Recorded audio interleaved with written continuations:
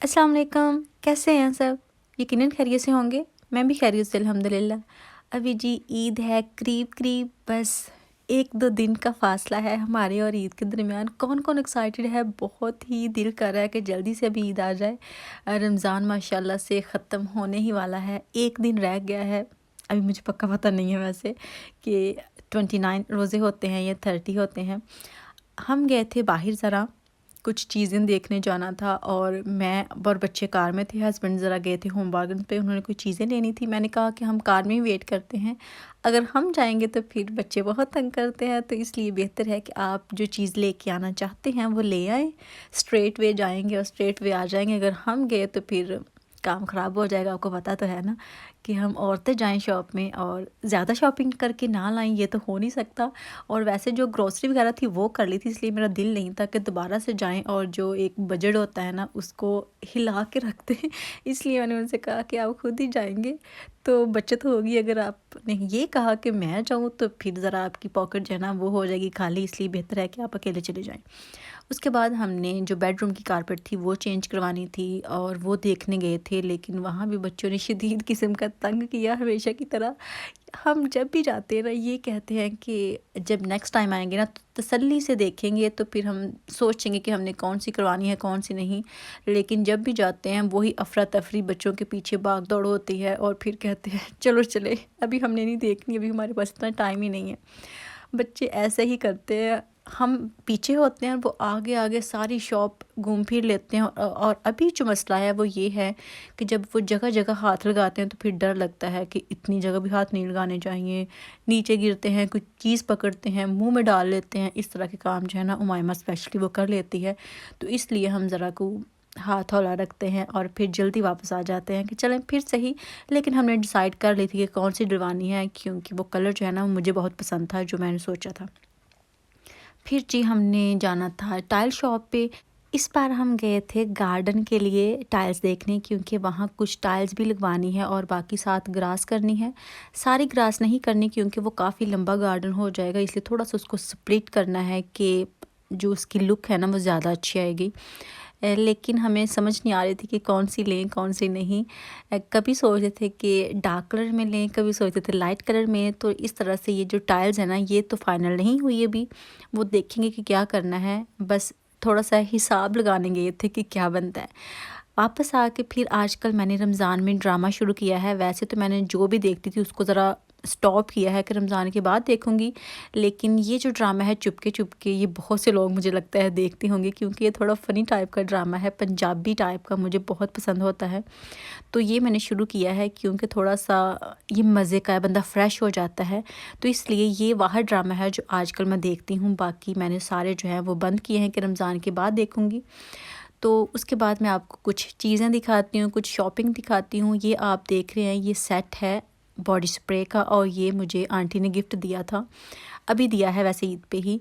तो मुझे ये बहुत ही प्यारा लगा है, टेड बेकर्स का है और इसकी खुशबू, इसकी फ्रेगनेंस कमाल की है, इतनी प्यारी है ना। ये 3 इसमें डिफरेंट है, तो ये तीनों ही वैसे बहुत अच्छे हैं। ये पिंक वाला तो कमाल का है और ये जो वाइट है ये भी बहुत ही ज़बरदस्त है।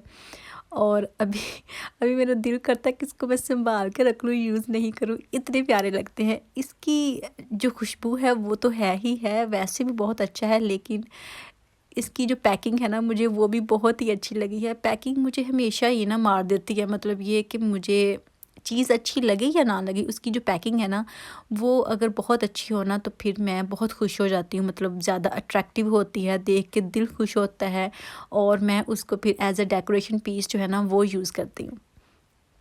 अभी जो मैं उस दिन डेबलिन से गई थी, फिर मैंने आपसे कहा था कि मैं कुछ चीज़ें लेके आई हूँ, आपके साथ बाद में शेयर करूँगी। तो ये उनमें से हैं। ये मैंने हाइलाइटर लिया था, लिक्विड हाइलाइटर है। तो ये मैं देख रही थी, अभी मुझसे निकलेगा नहीं और जब निकलेगा तो छप्पड़ फाड़ के निकलेगा, मतलब बहुत ज़्यादा ये काम ख़राब करेगा, ये देखें।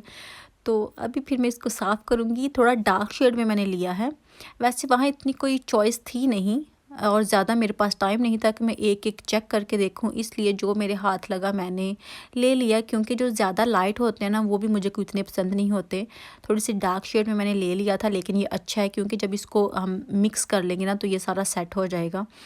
तो ये मुझे मिला है कुछ 4 पाउंड में, क्योंकि वहाँ इतनी तो सेल थी, तो इसलिए 4 पाउंड का ये अच्छा मिल गया मुझे।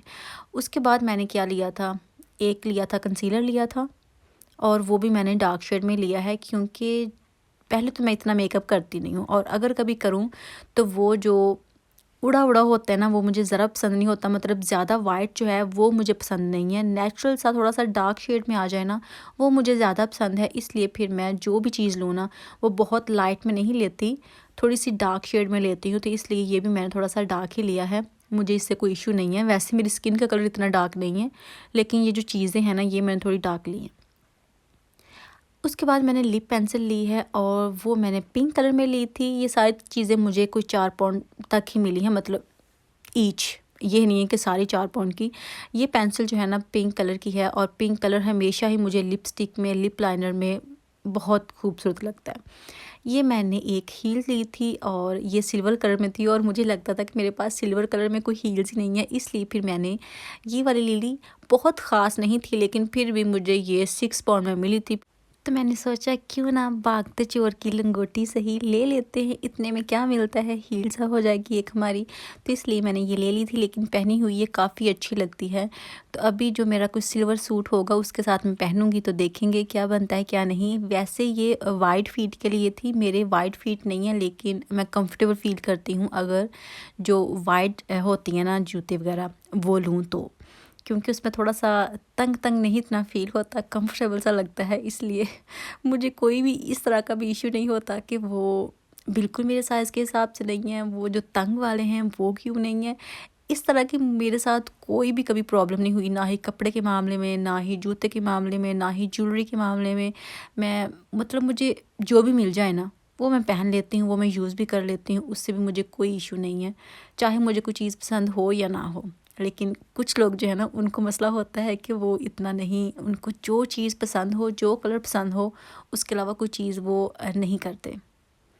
कुछ कुछ मामलों में होता होगा, लेकिन इस मामले में मुझे खुद को अच्छा लगता है कि मैं इस तरह की कोई जो है हरकत नहीं करती, क्योंकि जो मिल जाए बस वो यूज़ कर लेती हूँ आराम से। उसके बाद मैंने अपना जो ट्राउज़र है वो सिलाई किया था, बहुत ही प्यारा था, उसकी वीडियो भी अपलोड कर दी है, आप ज़रूर देखिएगा। और उसके बाद मैं बनाने लगी थी हेयर ऑयल, और ये जी बनाने लगी थी मैं मरियम परवेज़ के तरीके से, क्योंकि मैं बालों पे और फेस पे कोई भी एक्सपेरिमेंट नहीं करती जब तक मुझे कोई उस बंदे से मशवरा ना मिले जो कि बहुत ही एक इत्मीनान के काबिल हो। तो वो जो मरियम परवेज़ की कुछ इस तरह की रेमेडीज़ होती हैं ना, वो मुझे अच्छी लगती हैं, तो वो फिर मैं ट्राई कर लेती हूँ, सिर्फ़ उसकी, और उसके अलावा किसी की नहीं। उसके लिए मैंने 1 कप लिया है सरसों का तेल, प्योर था ये, और 1 मैंने लिया था प्याज दरमियाने साइज़ का, 2 मैंने लहसुन के जवे लिए थे, और इनको मैंने इस तरह से पैन में डाल लिया था, और बिल्कुल स्लो आंच पे इसको पकने के लिए रख दिया था। और साथ मैंने ऑयल किया था ऑर्डर, जो एलोवेरा ऑयल होता है वो, उसको ज़रा अनपैक कर रही थी।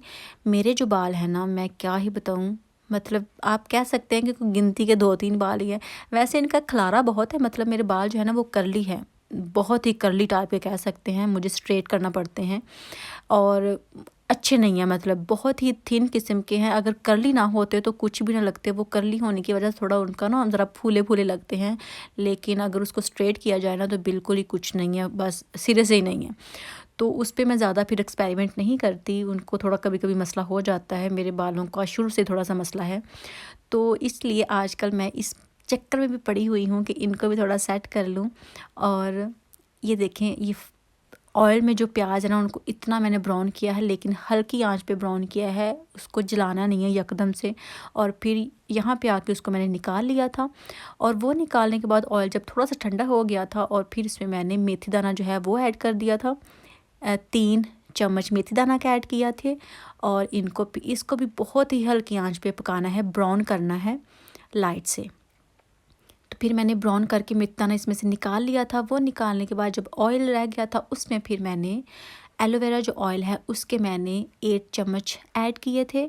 और वो ऐड करने के बाद फिर इसमें जो विटामिन ई के कैप्सूल होते हैं वो मैंने ऐड किए थे, तकरीबन 10, क्योंकि ये छोटे वाले थे। अगर बड़े वाले होते तो फिर 7-8 ऐड करने थे, लेकिन ये छोटे मुझे मिले थे पहले तो मिले ही नहीं थे, फिर मुझे ऑनलाइन ऑर्डर करना पड़े तो वो मैंने ऐड कर लिए थे। तो उसको मैंने बना के रख लिया था, अभी देखें क्या बनता है। बस जी यही थी मेरी आज की वीडियो। अगर अच्छी लगे तो लाइक कीजिएगा, शेयर कीजिएगा। फिर मिलेंगे, तब तक के लिए अल्लाह हाफिज़।